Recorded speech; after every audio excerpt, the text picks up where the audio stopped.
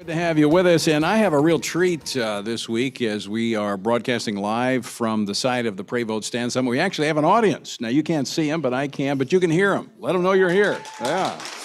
We are grateful to have First Baptist Church at Atlanta, Georgia, hosting us here for the Pray Vote Stand Summit. You can find out more about that. It begins tonight at 7 p.m. Go to prayvotestand.org. Well, the Senate Foreign Relations Committee this week taking a look at our policy as it pertains to Taiwan. It's a bipartisan bill that they're looking at aimed at increasing U.S. support for Taiwan. If passed and signed into law, it would give Taiwan nearly $4.5 billion in security aid, as well as help Taiwan counter Chinese coercion. One potential hangup: the White House is concerned that the bill throws away 40 years of stated U.S. policy towards Taiwan. Join me now to discuss this and more, China expert Gordon Chang, author of The Coming Collapse of China and the Great U.S.-China Tech War. You can find Gordon at Gordon G. Chang at, is it Gordon? Give me that. Gordon G. Chang on Twitter. That's right. That's what I always want to get that in there. Gordon, welcome back to Washington Watch. Thank you so much, Tony, and it's great to be in Atlanta with you. Yeah, and Gordon's going to be one of our speakers here at the Pray Vote Stand Summit, so be sure and tune in for that. But we're going to talk a little bit about Taiwan and talk about China and Russia. So let's talk about this with Taiwan. In the wake of Nancy Pelosi's visit to Taiwan, the saber rattling over there, what would this measure do? Is this the right bill? Is it the right time? This is the right bill at the right time. It's not just a question of money. It also would designate Taiwan as a major non-NATO ally. That's important in terms of our defense. Also, it starts negotiations on a free trade bill, which is really important. We need to tie Taiwan and the United States closer together. But as you say, the administration doesn't like it, and that means it's probably a pretty good idea. You know, this is bipartisan. It's my senator, Bob Menendez, who's chairman of the Senate Foreign Relations Committee, Lindsey Graham, and others. So let's talk China, Russia. A meeting is going to be taking place between President Xi and Vladimir Putin. How significant is that? It's important and it's significant because it comes at a time when Russia's war effort in Ukraine is failing, and they obviously want Chinese support, and China wants to bolster the relationship with Russia. And we found this out, and this was really surprising, on Friday when China's third-ranking leader went to Moscow and in terms that we have not heard before, was fully in support of Russia's war effort in Ukraine, which means that China is doubling down on its failing partner, which means that this is a real sign of partnership between Moscow and Beijing. So what is in this for China? I mean, the economy of Russia is not that big and it's not that strong. As you said, the military is getting whooped by Ukraine. So what do they bring to the table for China?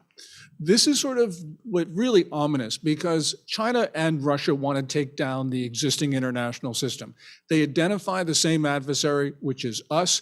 And so Xi Jinping, yes, he likes cheap oil from Russia, but the most important thing is that he has an ally to go after the United States and the rest of the international community. This means the world really has divided into camps, Tony, and that means that we have got to start defending ourselves.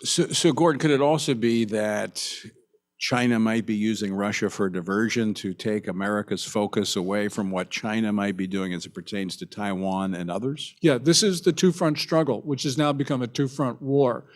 Because China, you know, it's not just Taiwan.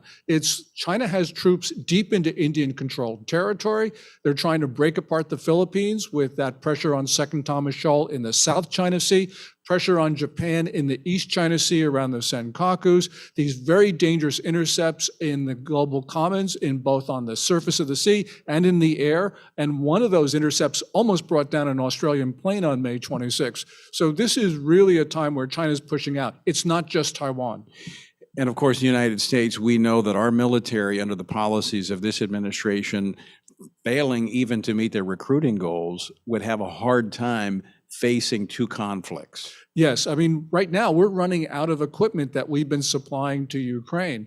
I mean, so we have an army right now that is desperately trying to restock itself. And clearly we are at a point where, yes, we have a big military, but we've got even bigger commitments, and we are stretched very thin. The Chinese know that.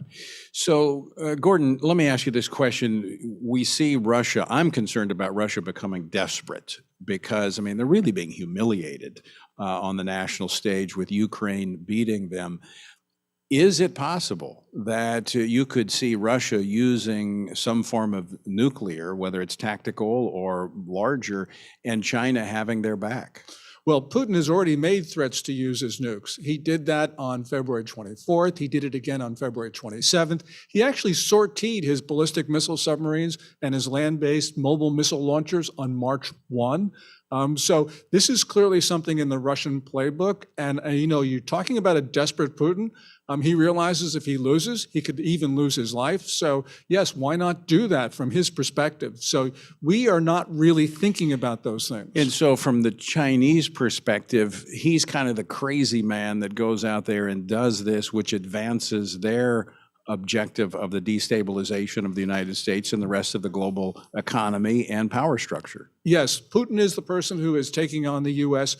China loves this, and it also legitimizes China's threats to use its most destructive weapons, because beginning in July of last year, they started to threaten to nuke Japan. In September, they threatened to nuke Australia.